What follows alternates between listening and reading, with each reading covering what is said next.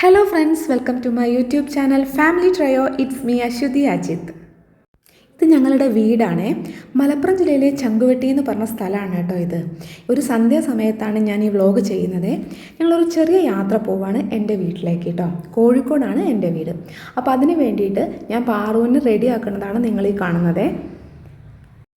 ഞാനും എൻ്റെ ഹസ്ബൻഡ് അജിത്തും ആൻഡ് അവർ ലിറ്റിൽ പ്രിൻസസ് പാറുവും കൂടിയാണ് കേട്ടോ യാത്ര പോണത്. ആശാദിക്ക് മുടി തൊടുന്നതേ ഇഷ്ടമല്ല കേട്ടോ. ഞാൻ പിടിച്ചു വെച്ച് മുടിയൊക്കെ ചീകുകയാണേ.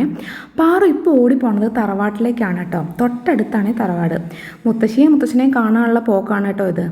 എവിടെ പോകുമ്പോഴും മുത്തശ്ശിനെയും കണ്ട് ഒന്ന് ഹാജർ വെക്കാതെ പാറുവിന് സമാധാനമാവില്ല കേട്ടോ. ഇതാ ഞങ്ങൾ യാത്ര തുടങ്ങുകയാണേ.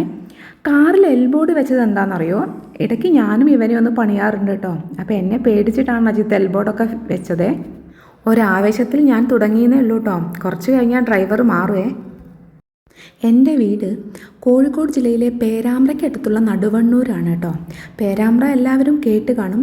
നമ്മുടെ നിപ്പച്ചേട്ടൻ നിപ്പ വൈറസേ കേരളത്തിൽ തന്നെ ആദ്യം പ്രത്യക്ഷപ്പെട്ടത് ഞങ്ങളുടെ പേരാമ്പ്രയിലാണ് കേട്ടോ. പുതിയ റോഡ് വന്ന ശേഷം ഞങ്ങൾ മാക്സിമം 45 മിനിറ്റ് കൊണ്ട് കോഴിക്കോട് എത്താറുണ്ട്.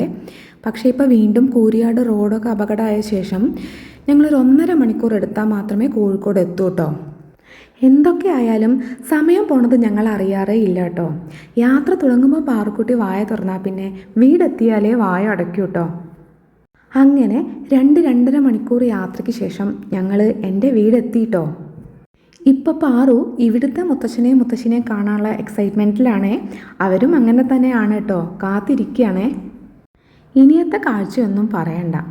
അവർ കാണലായി, കെട്ടിപ്പിടിക്കലായി, ഉമ്മ വെക്കലായി. അവരങ്ങനെ അവരുടെ ലോകത്തായി കേട്ടോ. മുത്തശ്ശനും കാത്തിരിക്കുകയാണേ.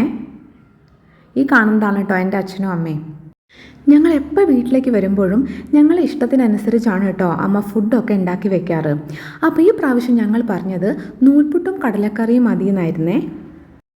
അങ്ങനെ ഞങ്ങൾ ഫുഡൊക്കെ കഴിച്ച് കുറേ നേരം സംസാരിച്ചിരുന്ന് പിന്നെ കിടന്നുറങ്ങി. മറ്റൊരു വ്ലോഗുമായിട്ട് നമുക്ക് വീണ്ടും കാണാം. ടാറ്റാ.